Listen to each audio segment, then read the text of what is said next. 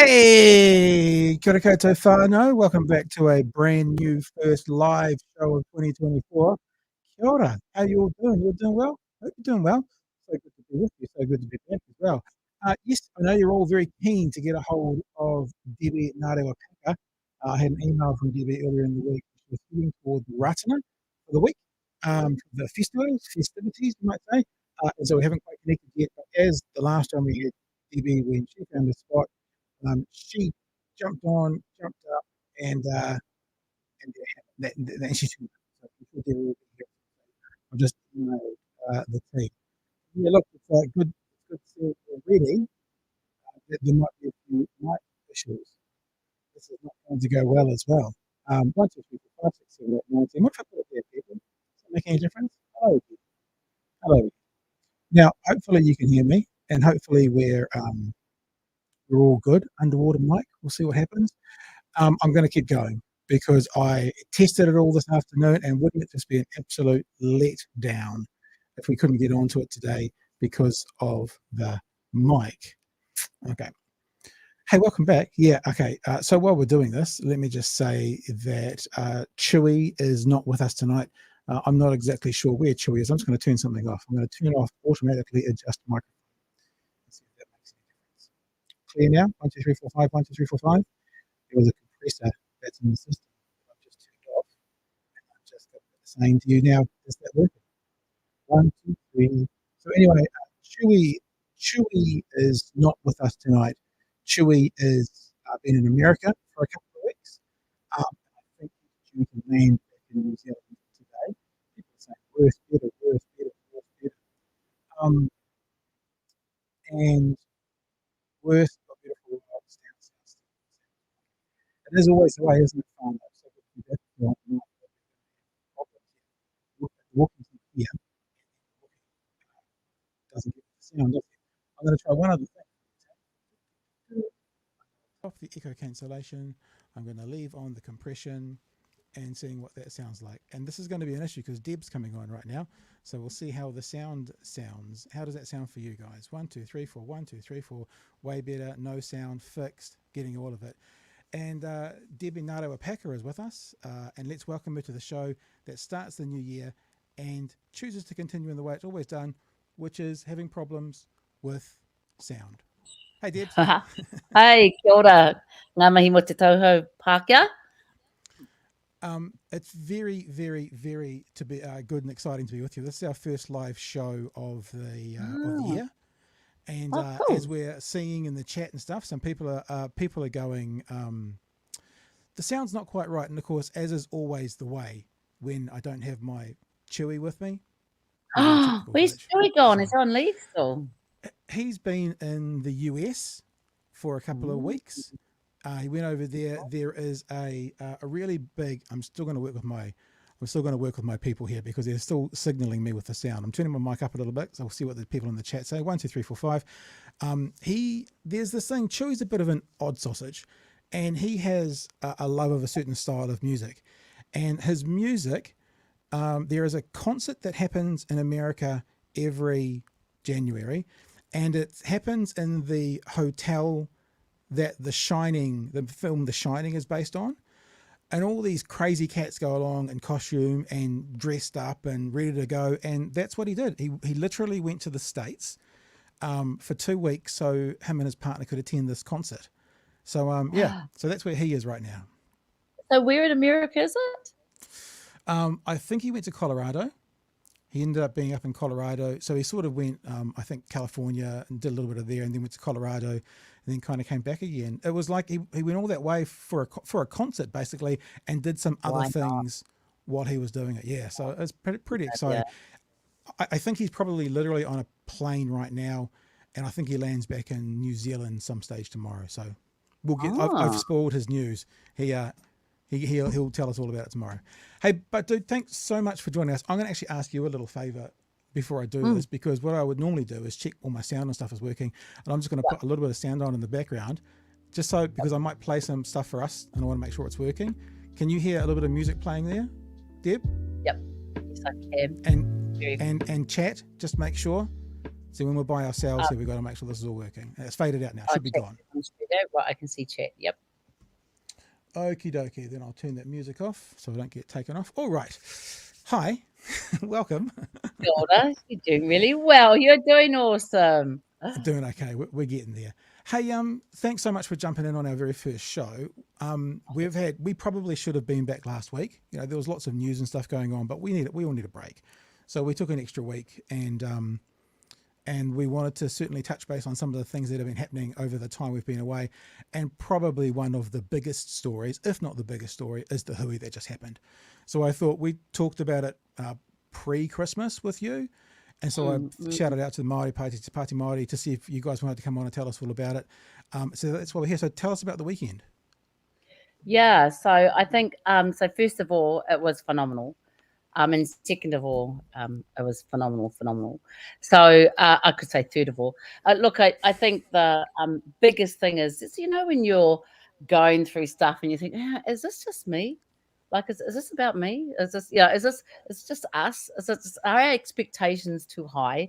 Are we, are we just, is world peace and a beautiful Aotearoa just like something that is becoming beyond reach? And I think, we all sort of left the year thinking, okay, after we saw the first week when the new government came through and everything, we got a real insight into those who actually are like-minded. But, you also want to say, are we so like-minded that we would rise for it? Are we so offended by this anti-Māori government, this government full of coalition parties that are represented by shareholders who are profit makers versus advocates for positive change? And I think what we saw was the rising of a whole of thousands and tens of thousands who could physically mobilize at a time when everyone's home with kids' holidays, you're broke after Christmas and all these sorts of things,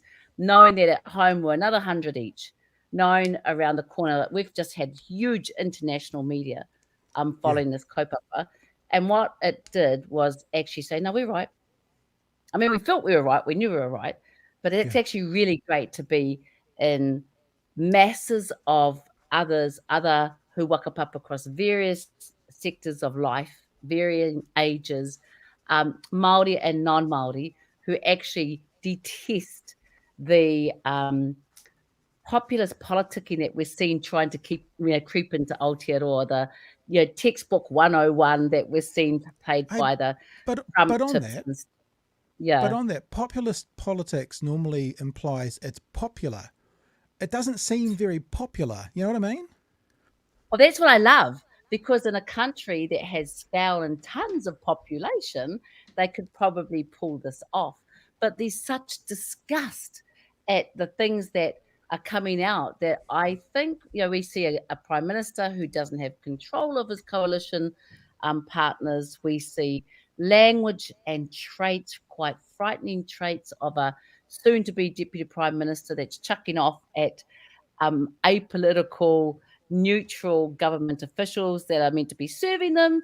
And we're sort of seeing, actually, so is this who you really are, fella, eh? So this is what you're really made of. And I think we're starting to, as we see things unravel, and because we're such a small island, and yet we can have extreme varying opinions, but basically nobody wants to live in this aggression, this violence, this revolting anti another culture, particularly Indigenous people. So I think a long answer is that it was massive weekend of being in company that wasn't there to, sorry, Shane, Jones. Sorry, Uncle. It wasn't a bitch fest. It was actually a solutions. Okay, we're right. Everybody wants to live in unity. We've got the best country in the world. We have to protect that. This is a Yeah. moment of maturity and growth. And here are some of the solutions. Here are some of the networks. Here are some of the strategies. But most importantly, the biggest thing that we have to do in Aotearoa is stay united. And so I think it was fabulous. It was like a retreat of, like a midi, like a lift of Yeah. motivation to be able to look after each other, but also the humility. Like, if we were really an ugly people, we could go be angry and push back. I mean, I don't know what it's like to be amongst people who can't stand us like this, to the point that they want to change a whole treaty. But what I did see was that no one was anti non-Māori back. No one was hateful or repeating how we're feeling so attacked.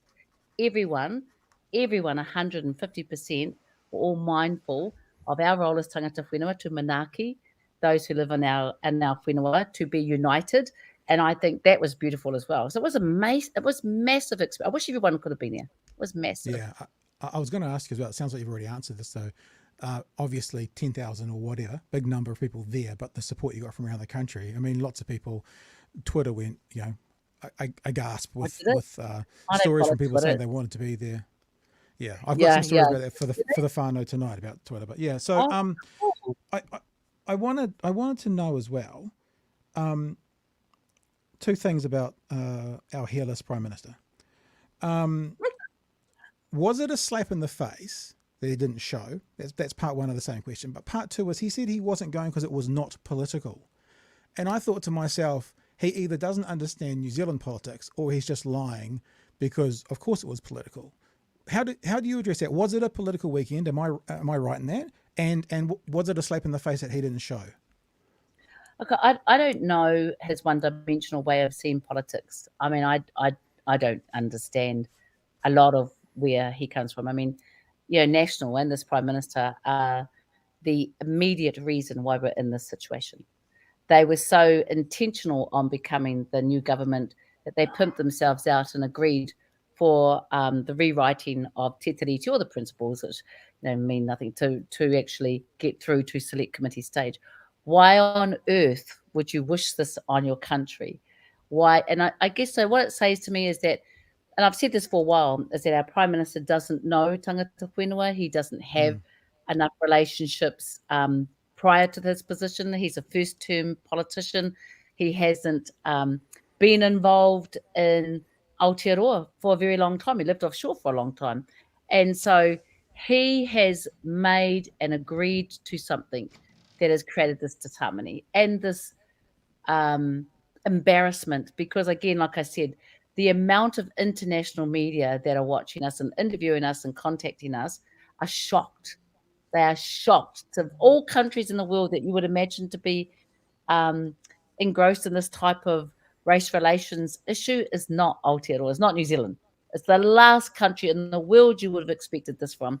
So I guess my answer to the Prime Minister choosing not to come because it didn't fit his small-minded view of politics was a lost opportunity.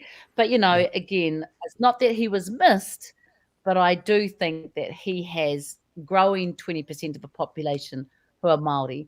I would fathom at least another 20-30% of the population are tangata tiriti. And I think he is going to be found wanting. He's got a soon-to-be Deputy Prime Minister who is showing his true cards. He can't work with Māori. He wants us change. He can't work with government officials. He thinks they're all wrong. He thinks he's so right that he's the only one whose opinions matter and whose words on paper matter. That's a frightening prospect. Then you've got the other one at the moment. I don't even go there. But so I think the Prime Minister lost an opportunity to build relationships and to look at his tenure as being a long-term Prime Minister for all in Aotearoa. Yeah. I think he's going to be short at this rate. Can you explain something to me? Because I like being the dumb one here. You can teach me and teach our audience as well. With that lovely leaked cabinet paper that came out on the Friday night before the Hui, giving us a bunch of information, it seems that one of the key problem points, I'm sure there's many, but one of the key problem points is what ACT is proposing with this referendum is to make the treaty a document between Crown and all New Zealanders, whereas currently it's a document between Crown and Māori. Is that one of the key issues with this whole thing? I think the key issue, I think that's a point. The key issue is that in stating that Te Tiriti, and again, he's choosing the version that had 50 rangatira signed versus Te Tiriti, which had 500 rangatira signed. He is suggesting a couple of things. That Māori ceded sovereignty, and by that, we therefore have no rights to expect to be self-determining. And that's where his one rule for all, one race for all. And I guess I said this at my last speech in the House before he rose for Christmas, is that we have a politician who belongs to a party of shareholders. So he's either doing this because he's extremely incompetent and believes that his version is right, or he's extremely corrupt and he's protecting the shareholders who stand to lose the most if Indigenous peoples and indeed if Māori are at the table and the power base shifts ever so slightly.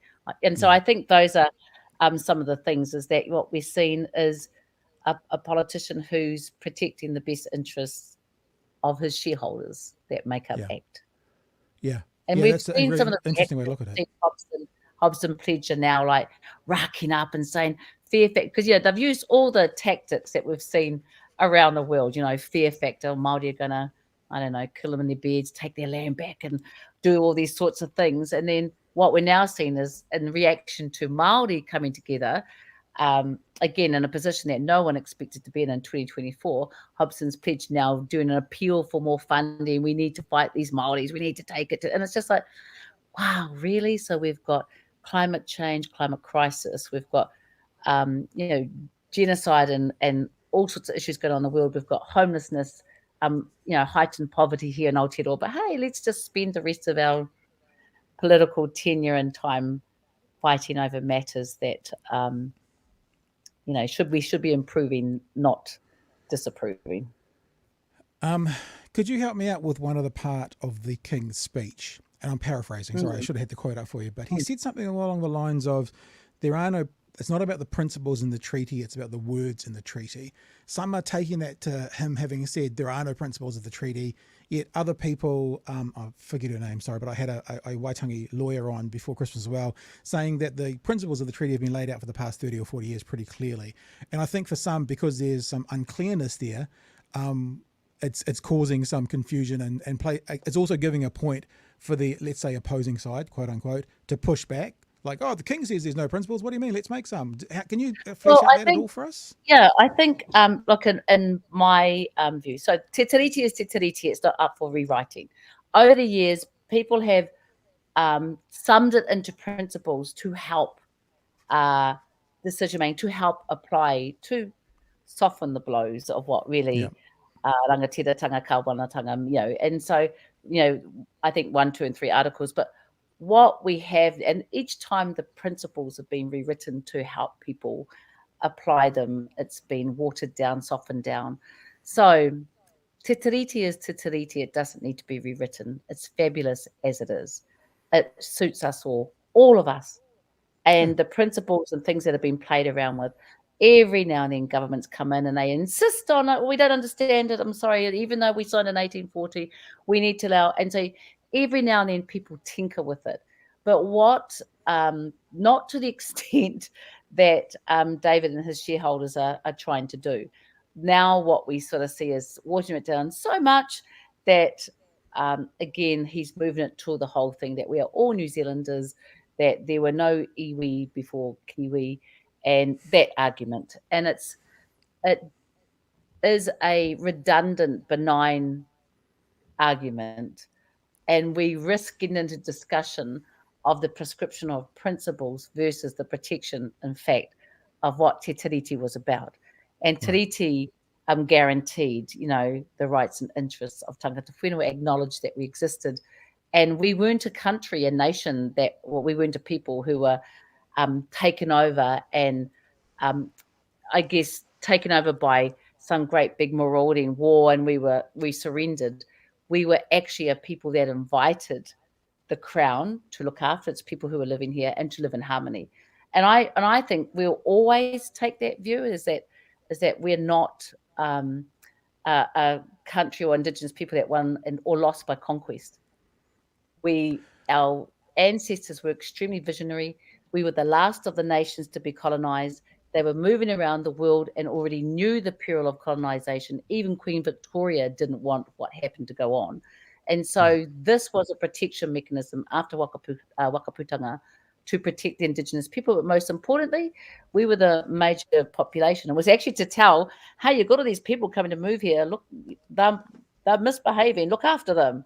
So, I think the essence of it has changed as the force dynamics of population for one has grown and the other forcibly declined.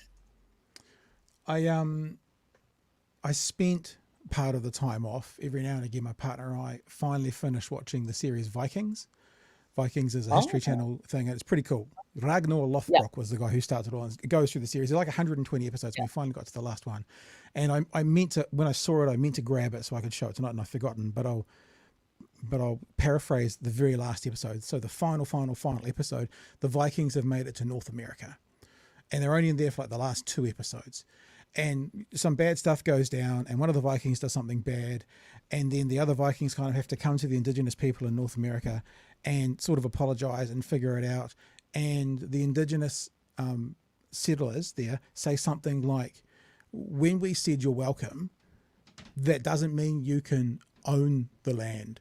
It means you're welcome to be a part of our land. And I know it's not exactly the same, but it was ironic that I watched that in the weekend just as the Hui was going on. And it just, like, I'm not trying to draw a parallel saying that's what the treaty is and that's what we are, but it's interesting just to think about. It gave me a mindset of all those years ago, 200 plus years ago, 300. That was supposedly in the year 1000 sort of thing. What the new group coming in expected and did versus what the people who were there possibly said and tried to communicate to them. That's right. Except, you know what? There was a perfect example that the articles under Te Tiriti gave each party both rights and responsibilities and invested in each with the authority to act. And had they not done that and acted and intended to go well until natural development was interfered by property developers and land developers. Does it ring familiar? Is it similar shareholders that we see now trying to silence and reduce tangata whenua's value? But I think, again, it is essentially about the Crown managing its own people, Article 2 about rangatiratanga and Article 3 about all citizens and residents of Aotearoa. And I think what we sort of see is a suggestion that the treaty is not fit for purpose.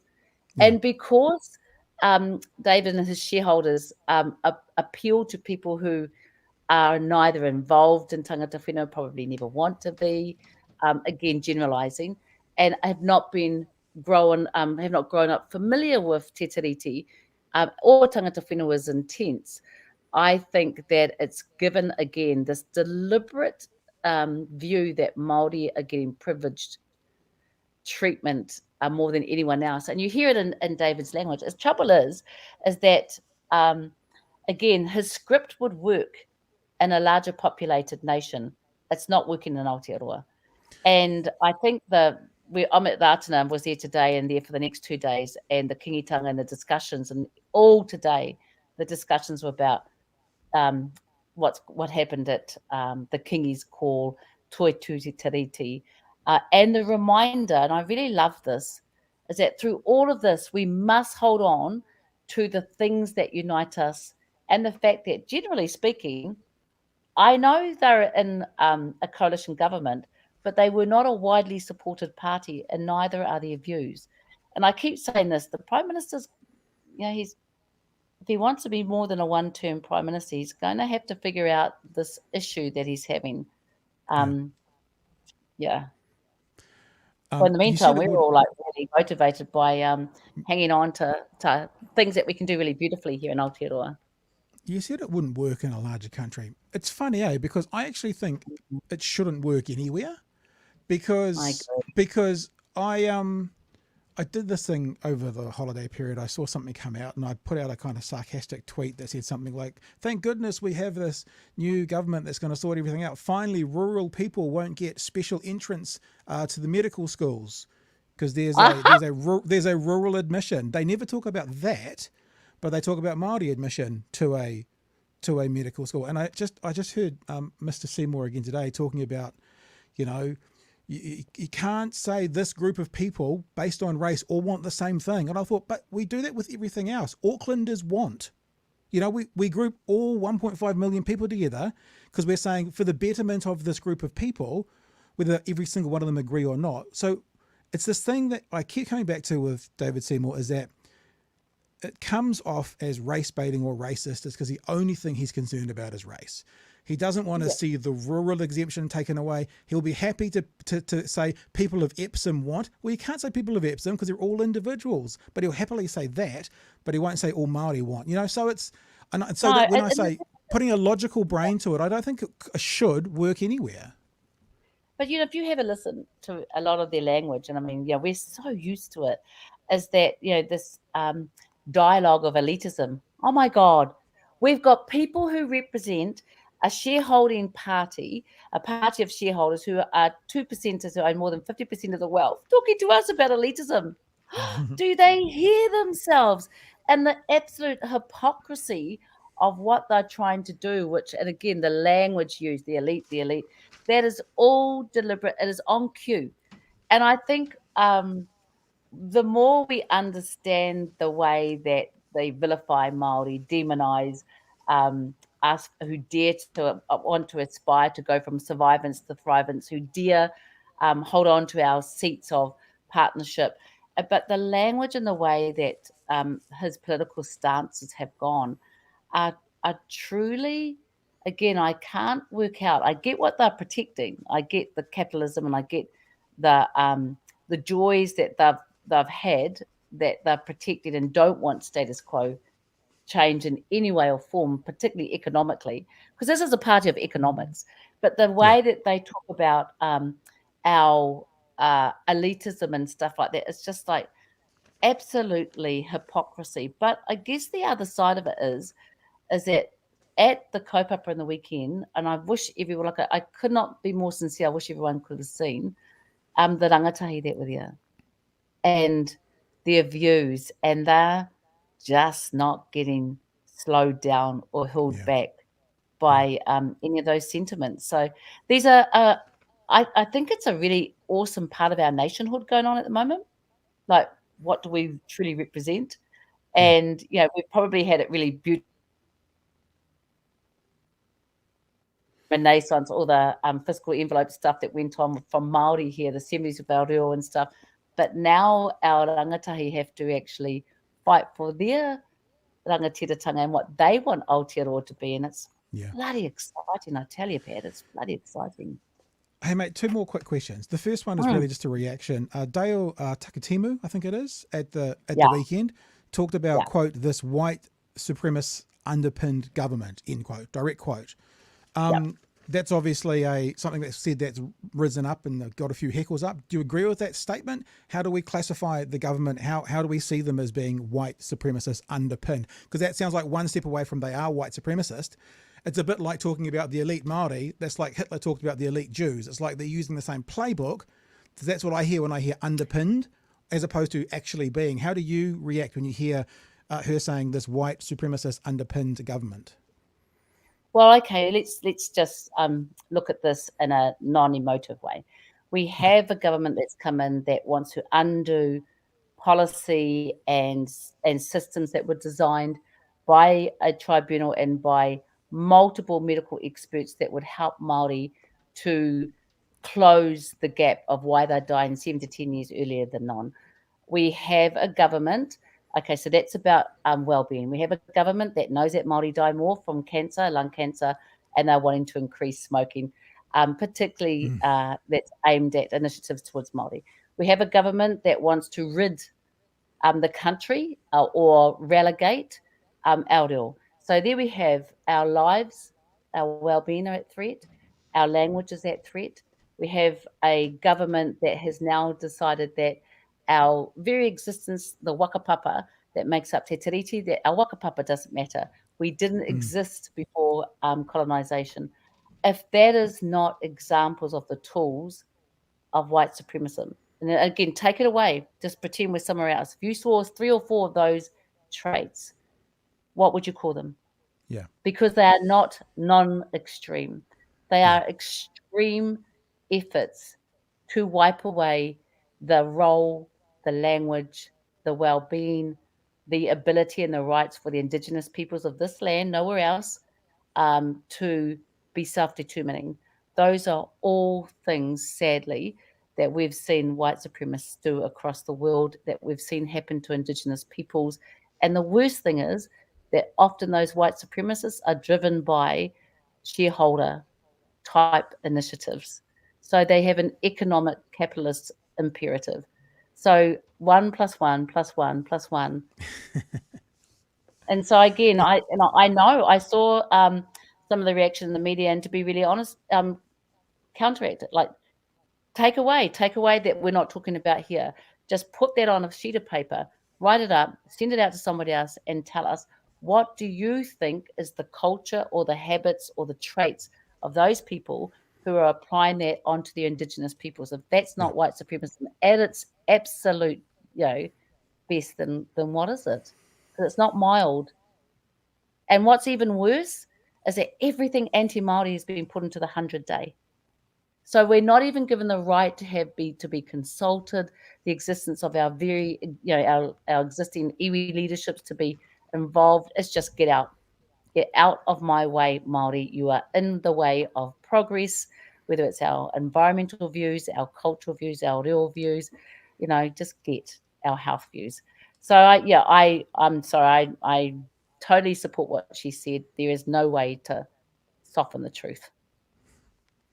It's a great place to finish off, but before we just head off, Spider Hoof, want to say kia ora, Deb, love your mahi. I love supporting Spider you, Hoof. fighting the good fight against this government who are only in it for their donors. So thanks for the super chat, shareholders. Thank you.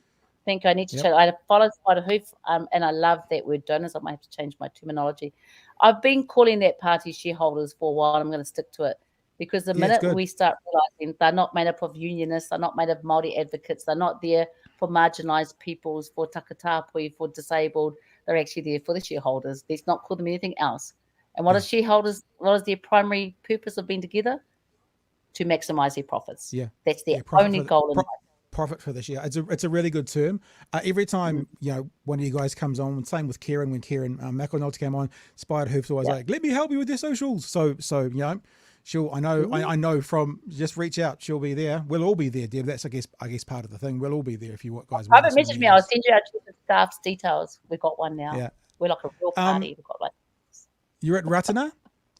Last thing, Ratana and Waitangi Day. What do we expect? So, you're the first to hear this. So, and the rest of the media. That means it's a world exclusive. That means this is a world exclusive. Yeah, exclusive. So the rest of the media get a advisory tomorrow morning. So for the first time ever, Ate Pāti Māori is going on to Ratana tomorrow with the kingitanga.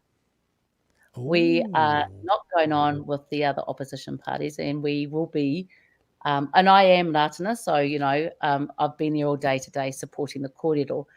And that is because it's more important for us to be there supporting our rangatira and our movements, our Māori movements, our mana Māori motuhake movements, and than it is to be political. And so we're really humbled and excited to be arriving 3:00 tomorrow and going on with the kingitanga. I have no idea what Rawiri is going to say, but it's going to be great. And then we'll be there to tautoko again as Moerehu, as Ratana, Rawiri and I, and the MPs will all be there on the 24th to listen to what is going to be said to the government. So and this kaupapa is really important that for us, Rawi and I and Te Pāti Māori have always believed that our role is not to try and be the lead of all things and actually to fit in with the varying movements. And I will say one other thing that I really loved before I go is that we had the Reverend, I think he was a Reverend Arch something, from the Anglican Church. He was a tamahiri, and all of our speakers and their opening speakers spoke about the fight and the cause in Gaza and the importance for us as Indigenous peoples to recognise how revolting things get when we don't put in extremists and their revolting behaviour to Indigenous peoples. I'm not comparing. All I'm saying is that there is a lot going on in the world for Indigenous peoples and Indigenous rights. And I think it was really awesome to hear our leaderships over the last few days heighten that as well. And it's something we haven't heard from the government. We haven't seen enough for the protection of others that are enduring violence. And so, I'm really proud to be amongst that company, really proud to be going on to Ratana. Well, I'll be at Ratana, but I'm proud that our party is going on with them at 3:00 tomorrow. When we go to Waitangi, it is highly likely that we will go on differently there too. Again, because our priority is to support the movements. Our priority isn't for us to be front row, front headlines. Okay. It's exciting. Just on the Israel Gaza thing, I've already been in touch with someone who was at The Hague for the South African trial. I'm in touch with someone who's a journalist comedian out of Egypt. And what I'm determined to do, I'm telling everybody this, and you can know this as well, is I'm determined to not allow that become back page news like Ukraine did. Right? Like Ukraine's still happening today, but it's kind of become back page news. So I'm going to keep pushing that, and I'm determined to. So I agree. Wholeheartedly. Thank you. I think it's really important, Whānau, that I know things are tough for us at the moment, but in spite of all of that, nothing for us is as tough as what we see going over there. Yeah. And we are human bound. We are human bound to do everything we can to continue to share and to fight. And I feel really bad the last couple of days we've been at kaupapa. I haven't had my eye over things, but you know what's really great is that I feel bad. Yeah. I know that it's my responsibility to continue to share and speak on those stories. So kia kaha whānau, but please don't forget to look after those that are enduring some of the worst deliberate violence and genocide we've ever seen. Yeah. And Deb, thanks so much for joining us. I could wrap up the show now. If I have any technical glitches after you get off, I don't care. I'll just wrap the show. This show's been worth it just for the conversation. So that's been amazing. And obviously everyone in the chat's loving it. And we just feel so blessed to have you here on number one for 2024. I know, really proud. The mahi do keep going, guys, and look forward to hearing from. We'll get Barbie in here one day soon. That will, cool. Okay, we'll be whānau. See you, mate. Oh, that was great, guys. Thank you so much. Thank you, Kiwi Skirt, for the super chat. Appreciate it. Amazing conversation. Thanks, Pat and Deb. Now, also, just be aware, I'm going to flick back onto the live chat. Sometimes, for some reason, we've had this glitch in this software that when people leave, the audio goes all kuwafa again. That's not even a word. I just made up a word. Goes munted. So I'm going to do a little test again, and you're going to tell me if you can hear it, because I've got some other things to talk about tonight. But to be really honest with you, I've also got the ability to talk about things with no sound, like no video, in case it doesn't quite work for us. So tell me, people, if I put a little bit of music up, one like this, little music in the background, you can hear that? Jive in the background? That's very soft though, isn't it? There we go. As long as you can hear that music, then we're good to go. Yeah, baby. And that was cool, guys. Yeah, look, that's just something that I wanted to share with you as well. We are, even though there was no shows last week, I was working last week. You know, I know that prior to Christmas, we were talking to you about advertising and sponsors and that kind of stuff, just because you're whānau and we're sharing it with you. I was doing a bunch of that last week and started thinking about some of these things, which is when I hooked up to Pāti Māori, and I am speaking to people who are involved with the reporting of the prosecution, whatever it is, at The Hague, the South Africa versus Israel accusations at The Hague, and other things as well. So I'm not going to let it go. And I'm sure Chewy's in the same boat when Chewy comes back. Hey, it's so lovely to see so many of you here tonight. I did wonder, actually, when we took It was only 14 shows. It wasn't a huge amount of time, but because of those public holidays, it kind of was a month off. If I'd be all by myself tonight, but I'm not. So I appreciate seeing you all. It's a lovely time. Let's just say this now that we can put some of these things out here. If you like what we do, and you appreciate what we do, and you want to be a part of what we do, then what you can do, I'm going to actually use this one you watch. There we go. I've got to get in the middle. There we go. You can become a patron. Patreon.com/Big Hairy News is how you sign up to support what we do. Really, really, really, really, really thankful for all the patrons. Specifically thankful for you guys because, of course, over that New Year period, although lots of people were watching, they were watching the clips and stuff that we'd put out and programmed to put out, but obviously income dropped significantly. So the lovely patrons, in fact, we should give them some credit right now. Let's do this, shall we? Here we go. Look at this. Fantastic patrons who, kept putting a few shekels in the collection plate. Is that what you say? I don't know. It's my Catholic upbringing coming back. A few coins in the thing, and it really helped us out. So all our beautiful patrons who have been a part of us for a long time. There's a few new names on there as well. There are a couple of people who left as well over the break.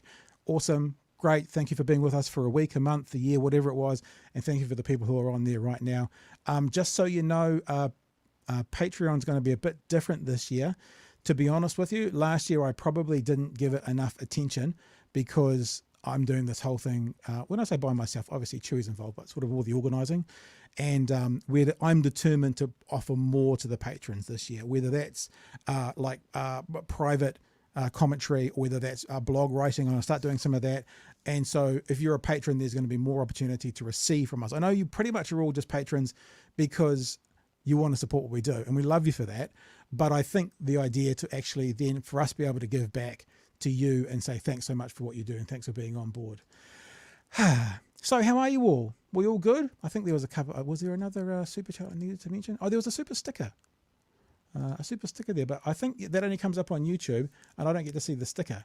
But thank you for the $10 super sticker. If you're on YouTube, I'm sure you saw the sticker pop up, but our software broadcasts to YouTube, so I don't actually see the YouTube feed.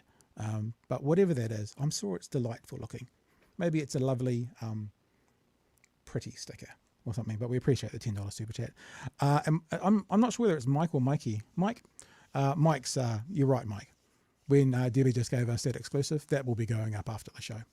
I will be going and telling my partner, love, yeah, I won't be coming to bed tonight until later on because I will be doing some editing straight after the show to get that world exclusive up as quickly as humanly possible. And then I'll tag all the news agencies in it. And it'll get ignored by everyone. Okay, guys. Hey, it's holy mackerel. It's 20 minutes to 10 as we do this live. That'd be huge. So what are we going to do? I'll share a couple of things with you from the Twitter sphere that I've had going on. I did a poll, which is now officially run out. Did any of you guys see this poll that I did? The poll question was, as suggested by James Carville, who's a Democratic kind of operative, does Donald Trump have syphilis? And it was an interesting response by people. 80%, or well, it's really 70, at least 4 to 75. 3 out of 4 people say that yes, Donald Trump probably has syphilis. And this photo went around. This is his hand. I know it's not in there. Went around Twitter. That is his hand. That's him waving there. So you can see his little orange head just there. And people were questioning, does it mean he's got syphilis? Which was a bit of fun. I don't know. I know he probably doesn't, but it was just a bit of fun going on. The other thing is, I really now understand that Twitter is that cesspool that everyone talks about that it is. I put out numerous clips and stuff during the period. This was one that we put out, and it was actually it wasn't a particularly heavy topic. This was Chewy and me and Bomber. Oh, I got to show you. I said this is, sorry dudes, talking about the ban of trans athletes from from social sport. Like, so from any sport that received government funding. This is not talking about and we made it very clear in the clip, this is not talking about the elite level sport. This is just anything. So school rugby, for example, if you live in Kurau and you're a little girl living in Kurau and you want to play rugby, but there's no girls teams, this would actually ban you from being allowed to play on the boys team. So that's what this would do. So we talked a bit about that, and I don't know if you can see this from where you are. 400,000 views. You see that one there? 400,000 views this little video got, and it got picked up by a few people. and then I posted this other places like TikTok, and you can really see how Twitter has become an absolute cesspit. Is that right? Cesspool? Whatever. And I've seen it through this time. And then there were a few people for a few other things going on, because of course we were saying, you can't ban every human from every position. Again, we weren't talking about elite sport. We were talking about social sport, kids rugby. And that went bananas, absolutely bananas. And then some of the people who were in that chat jumped into the Golriz Ghahraman chat, because I did put a tweet out about that, which was like, I'm just going to wait for the information to come in. And all of a sudden we're misogynists and we're not standing up for women and all these bits and pieces. Well, we weren't standing up for women about the trans and social sports, but then those same people weren't standing up for Golriz in any form. So when the woman needed some support, the people who would normally stand up for women were very much attacked. It's almost like the hypocrites based on a political ideology. Almost, maybe a little bit. Okay, what are we going to talk about, guys? I've got so much to get to. So this is where I'd normally be getting Chewy to read a few texts while I go and check things out. Okay, let's have a look at this. Get my notes out. Now, I'm just going to play some clips here. So I'm assuming that we've tested our audio and it's all going to go well.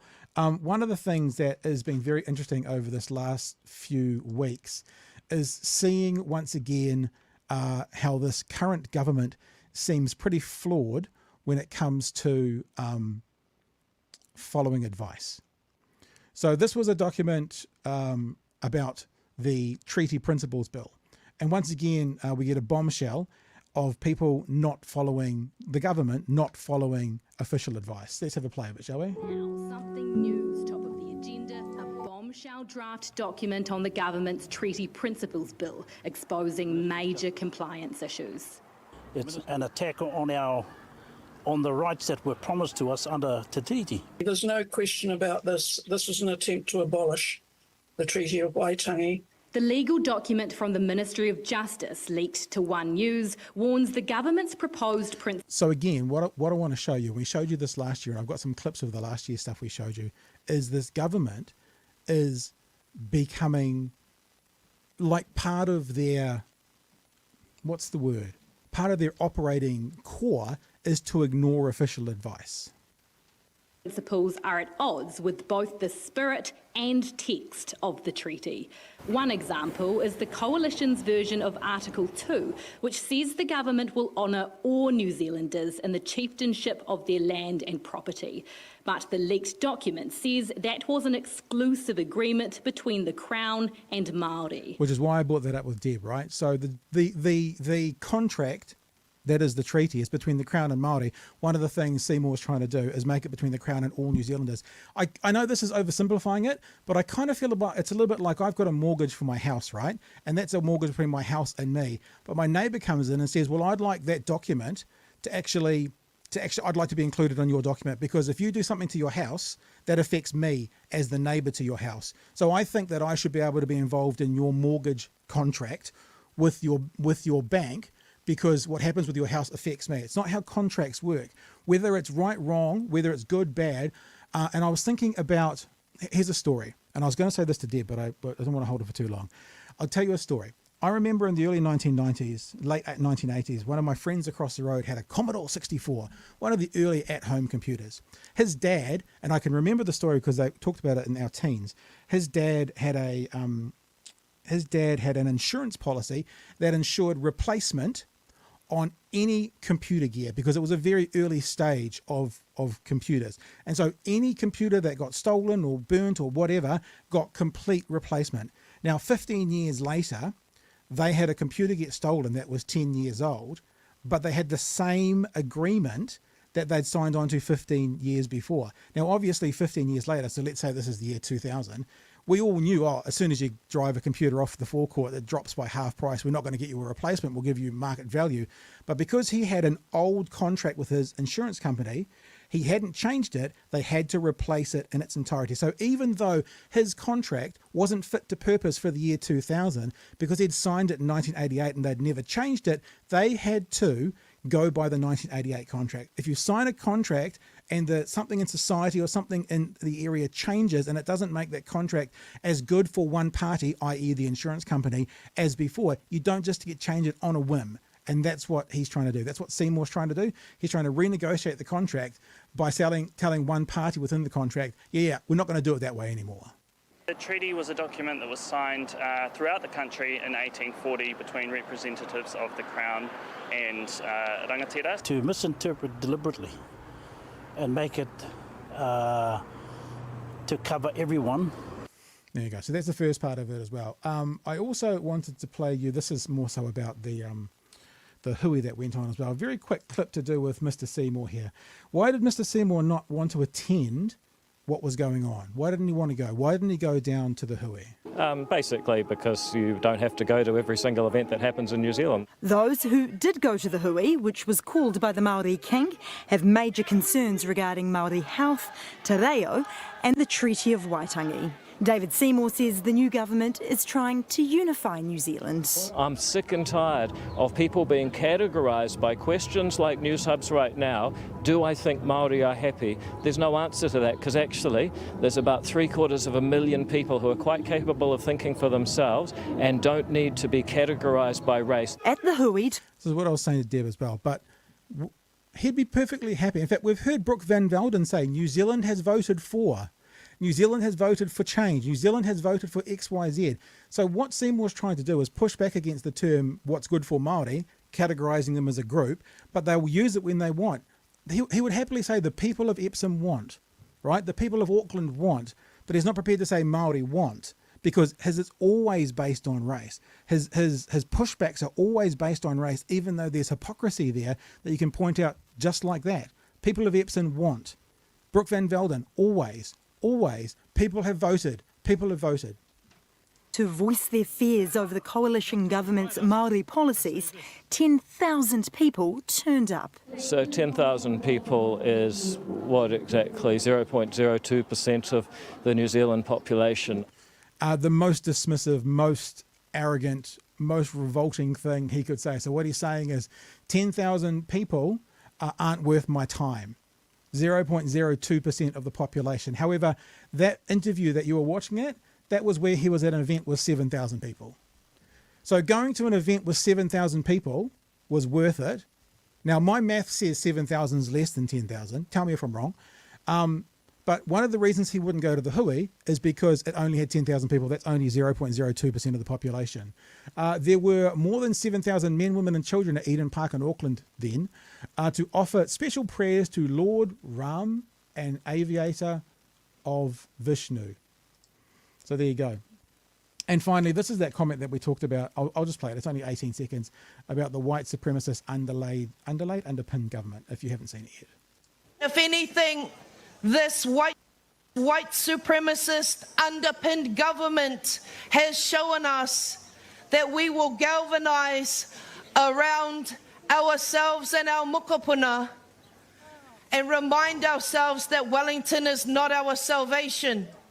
It's actually quite interesting to think about that. I mean, I've been talking about the mainstream media over this break as well. I've been saying, don't believe the mainstream media when they say that this referendum bill will only make it to the first section, because National has promised that they haven't given any guarantee of supporting it past that. Now, a lot of the mainstream media are actually saying, that means it won't go any further. That's not what Luxon said.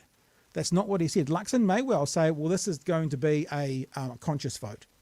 When National's not pushing it, we're going to make it a conscious vote, right? Or they might decide to push it because they've said they have no commitment to furthering any further. And when I've been talking about that, all of a sudden people have been like, no, so you're going to question the mainstream media now. No, we've always done this. We play each ball on its merits. That's how we go. Jumping backwards a little bit here, I'm just going to go back to this idea about when National ignores advice, right? That's what I started off by saying. So let me give you a bit of a history of the last, 100 days. Government rocked by second leak in 5 days. Ministers suspend analysis of repeal proposals. The paper from Treasury said the government has quietly suspended regulatory impact analysis for some protocols in its 100-day plan, meaning they will not go through the proper process before becoming law. Now, they're actively saying we're not going to take advice there, right? Remember this clip as well? This clip was the government was ignoring advice on fair pay agreements. Remember that? But there's been a major leak about those plans. Newsup has obtained a cabinet paper and advice from Treasury. Does that worry you? Again, I'm not aware of that, so I can't. But does that comment on worry you that you've been in power a week and confidential papers are leaking? Again, I'm not going to get into that, given I don't know anything about it. The two papers reveal the Workplace Relations Minister Brook van Velden is ignoring official advice. Treasury told the minister women, young people, Māori and Pacific people could have disproportionately benefited from fair pay agreements. But van Velden told Cabinet that she did not believe a blunt tool like FPAs would have been successful. We just don't believe that FPAs are actually good to actually creating good business environment and therefore good long-term certainty for employees. So, ignoring advice, ignoring advice, ignoring advice. Another one, right? This is what I was talking to Deb about on Friday. Government confirms leaked paper. It was a ministry treaties principle bill by memo. Part of the paper, One News reported it had a full copy of the leaked report, which it said warned the proposal key points were at odds with the Treaty of Waitangi. Actually says, quoting from the report, the bill was also will also change the nature of the principles from reflecting a relationship akin to partnership between Crown and Māori to reflecting the relationship the Crown has with all citizens of New Zealand. So again, ignoring advice. And this is the thing, this might be a bit of a long way to get to my final point. So this government is setting up a reality that they're going to continue to ignore advice. I think we can all agree with that. However, when they were in opposition, they wanted to make sure that the then government didn't ignore advice. So this is a press release from the National Party, 8th of July 2021, where they say it has become a worrying trend for Labour to ignore official advice. And this is another example of it. They thought it was an issue for Labour to ignore advice, whilst they are ignoring advice. I've said this last year, and I'll keep going on about this. I'm not saying this is the only thing I will ever criticise this government of, but I will hold them accountable to what they wanted to hold Labour to, right? So I'm going to hold them accountable to the level of scrutiny they put on Labour, and we're going to hold them accountable to their own promises. I'm not saying that'll be the only thing. There might be much more we hold them accountable to. But those two things, what they promised, right, what they've put out there, and what they asked of Labour. They asked of Labour very, very clearly and warned Labour not to ignore official advice. It has become a worrying trend for Labour to ignore official advice, and this is another example of it, whilst they are spending all of their time ignoring official advice. Thanks, Spider Hoop, for the $5 super chat there. This show was so amazing. I've already done a TikTok post. What? Promoted you, of course, Beardy Pat. Already done a TikTok. You got to put them back to the live show. Thanks for the super chat, Spides. I appreciate that. And yes, look, this year I think we're hearing about the Māori Party. We're hearing about people coming together for a cause. I think that, I guess I'm talking to Spider Hoof here, but Paul, the other one, he might be out there tonight, he might not be. And Bomber and us need to actually get together, be it on a on the email or whatever, to actually have a plan for what we're going to do for this year, because this year just can't slip by. I think resistance is the order of the day. That's the vibe I'm getting from it. I'm just going to delete all these super chats out of my inbox, or else I won't know if any new ones come in. Hey, I know I've been moving very quickly, speaking very quickly, but that's because I had a lot to get through. I was going to show you a couple of clips that I enjoyed over the weekend. One was Joe Rogan getting fact-checked when he was mocking Biden for being wrong, and then it worked out that it was actually Trump being wrong. Many of you may have seen that. And the other one was Seth MacFarlane, the cartoonist and actor and director, pulling up Bill Maher, who said natural immunity is the best way to go when it comes to COVID, to which Seth MacFarlane went very clearly. But I know people who have had COVID 5 times. Obviously, natural immunity doesn't work. It was just a beautiful, beautiful piece. Beautiful piece of... But I've really kind of given it back. So the Joe Rogan one was, they were laughing at Joe Biden, who'd said that the reason that they didn't win the Civil War was because of the airports. And what actually Joe Biden was doing was he was saying what Trump had said.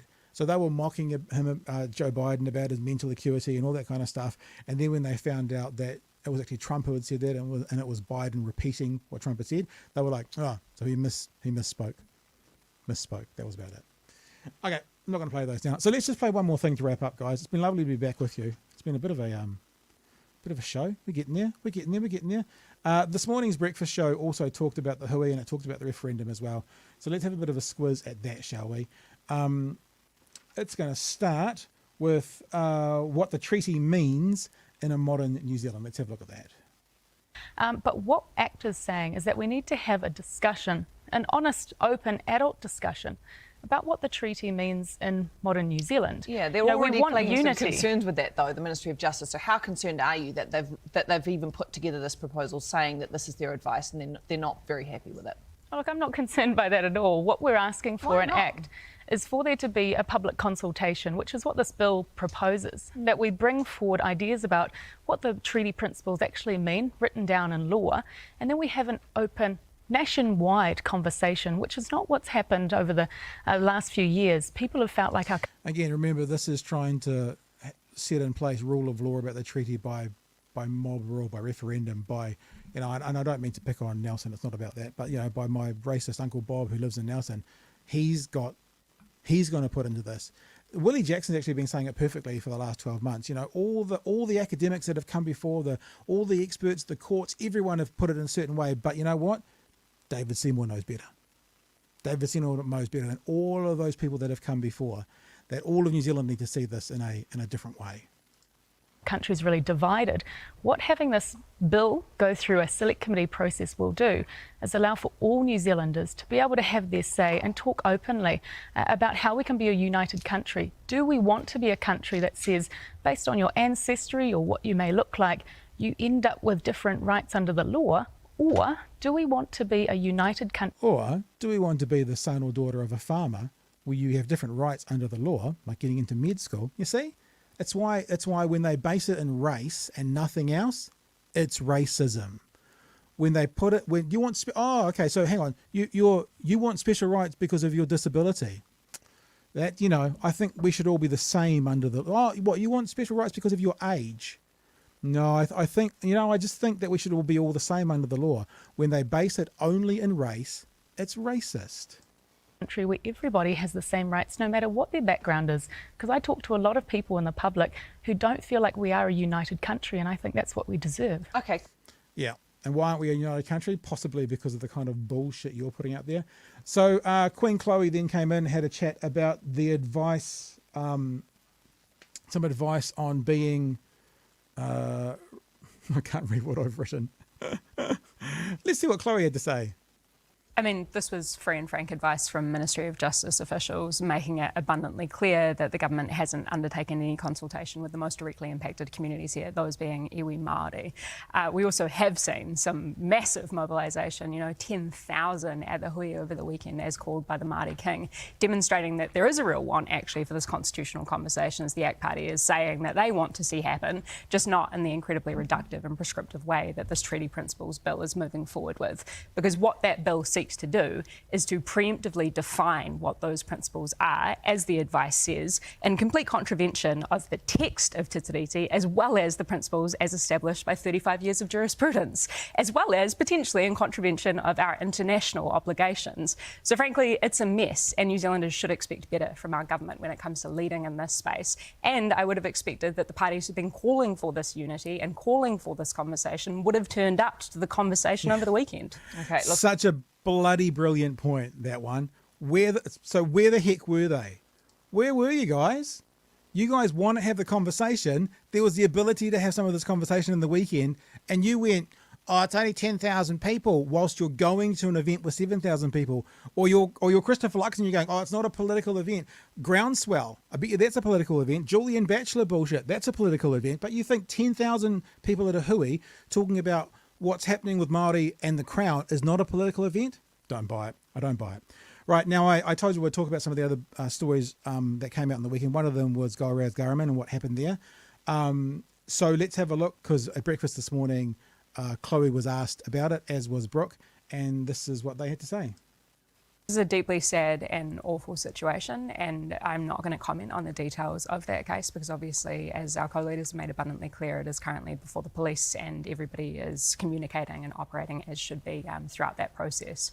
But I think what this obviously speaks to is a broader pattern, which many commentators have already kind of shone the spotlight onto, which is that our parliament is not an environment that is conducive to getting the best out of people. But I think more so than that, the kind of soundbite media environment and landscape that all of us exist in, particularly when you add on social media to that, is such that I think politicians are frequently treated as concepts, not as human beings who are fallible, who have feelings and are capable of making mistakes and potentially coming back from those.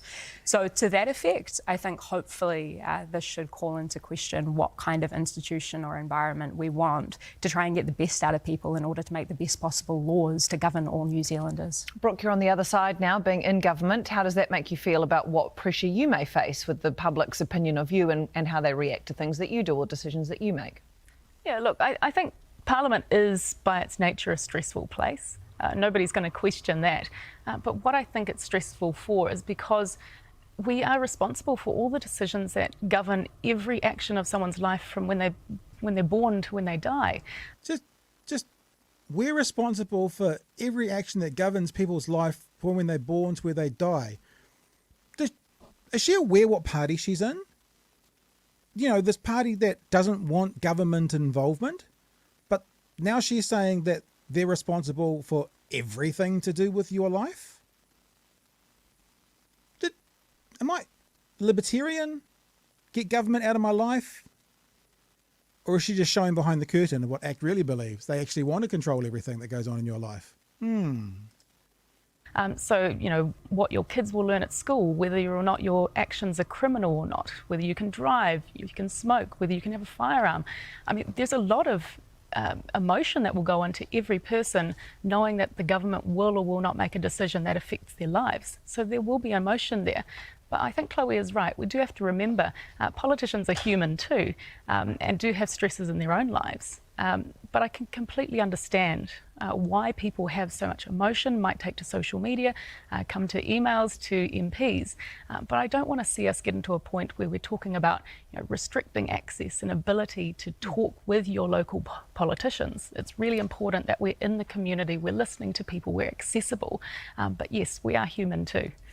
So I had some conversations, some interactions with people over my break to do with Golriz and what I was thinking and what people were thinking I was thinking. And I started off by being pretty clear that, you know, this is an accusation and we'll see what happens and we'll address. And that was too much for some people. They couldn't bear the idea of someone saying, we'll wait for all the facts to come in. A bunch of people started bringing out Sam Uffindell. And by the way, if you were following me on Twitter and you would have seen some of that, I didn't mention Sam Uffindell at all. There was a particular person who brought up Sam Uffindell and saying, I hope you were as gracious to him. And the answer is yes, we were actually. The only time we talked about Sam Uffindell, I actually went and found it to make sure we were right, was the day there was a news article that said it was the worst mistake of his life. And then we started talking about it. So yes, very, very much so. So now that it's not kind of all finished yet because there's still accusations and I don't know if there's officially charges. I think, there are, aren't there? Because there was a talk about a 43-year-old woman. So this is now my thoughts around this. If she is found guilty of shoplifting, she should get the same penalty that everybody else does. If we're all the same under the law, she should get the same that everybody else does. And can I tell you that if she gets the same that everybody else does, she's already paid a far, far, far higher price than anybody else will. Because I went to community law and had a bit of a look at, first-time offenders with shoplifting. And this is what it says. If it's your first offence, the police will often simply give you a formal warning without charging you. They call these pre-charge warnings. For a first offence, right, you will often get a warning.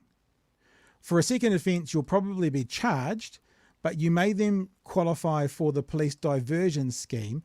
This is where the police agree to drop the charges against you if you admit responsibility and satisfy some conditions. To get diversion, you will have to admit the offence, but you'll be kept out of the court system and won't get a criminal record. If you can't get diversion and you are convicted in court, this first shoplifting conviction is likely to be dealt with a fine or community-based like community work. Alternatively, the judge may order you to come up for sentence if called upon during a set time, usually 6 months to 9 months. Now, I know there's a difference there with the, I'm still saying alleged because we don't know exactly what's happened, but the alleged value of what the accusations of the shoplifting is. But most people in their first shoplifting get a slap on the wrist. So if she gets a slap on the wrist, then you watch the right Twitter sphere lose its fucking mind and saying, oh, privilege, oh, this, but that's normally the first situation. Normally, it's a formal warning. Second is normally some kind of diversion, or if conviction, some kind of fine or community service. And yet, look, I'm agreeing, Kira, alleged, because there's nothing being convicted yet, but there have been charges later, I believe that's correct. So in other words, what I'm saying is, if she is found guilty of it, I would expect that she would get the same penalty that anyone else whose name wasn't known got in the same circumstances. That's what I would expect. And from the looks of the law, it may well be a warning, or it may be diversion, or it may be conviction with a fine or a community service, like, community work type punishment. That would be the expectations. Now, I know that if you steal over $1,000, it can technically be up to 7 years in prison, and that I would be really surprised if anyone, as a first offence with an exemplary record, would actually get that, obviously. So that's my position now. People wanted to know. My position is, if she is found guilty of committing this crime, or crimes, plural, then she should get exactly what anyone else who has done what she has done would get, no matter her being a politician or not. Because if she gets exactly what they've all got, maybe it is just a warning. She's also lost a lot more when it comes to her work. If that happened to a petrol station employee, I'm not saying nicking from his petrol station, but like out there, and very good chance he doesn't lose work, doesn't lose income. He gets a warning and he goes on with his or her own way. So that would be my expectation. My expectation is that she should get, if found guilty, exactly what anyone else would get. And I still say to you that she's already suffered a penalty far worse than most people would ever get anyway. Couldn't be much clearer. All right, team, that's us. I don't know if Chewy will be here or not tomorrow, because I obviously, if you're landing from America, and I'm not gonna. There's no pressure going on anyone here. Be jet lagged and all that kind of stuff. It's been so nice to be back with you. And I'm glad that the technology all worked out. And just remember again, if you want to be a part of what we do, if you've enjoyed tonight's show, if you've appreciated what we've done and what we have put out there, especially with the conversation with Deb, I would like to do a lot more interviews. I think the last week of last year, we really enjoyed having all those guests on. So I think I'm going to be a bit more proactive in getting good interviews on more often. Obviously, Deb was live. There may be some pre-records as well. I've already got a couple set up that'll be over the next week or so. And like I said, I am going to continue to try and look at the Israel-Gaza situation. I'm going to continue to look, we are obviously all of us, at what's happening with the Crown and Māori coming up to Waitangi Day especially. So grateful to have you back on board tonight. So good to see so many of you in the chat. Part of me is sorry we were away for so long. But guys, it was only 14 episodes. You can handle the jandal. But it was good. It was good to have you. So thanks to all our patrons. Love you guys to bits. Love everyone to bits, but love the patrons about 7% more. And if you want to be a part of what we do, head off to patreon.com/Big Hairy News. And just remember as well, if you are someone who likes podcasts, we've done okay in the charts over the holiday. Obviously, we've dropped off quite a lot. But maybe you'd consider heading off to Apple Podcasts and looking up hashtag BHN. We'll pop up. We'll be the first one to pop up if you use the hashtag especially. And we want to keep pressure on the mainstream media by kind of hold on to that number one position in the news commentary.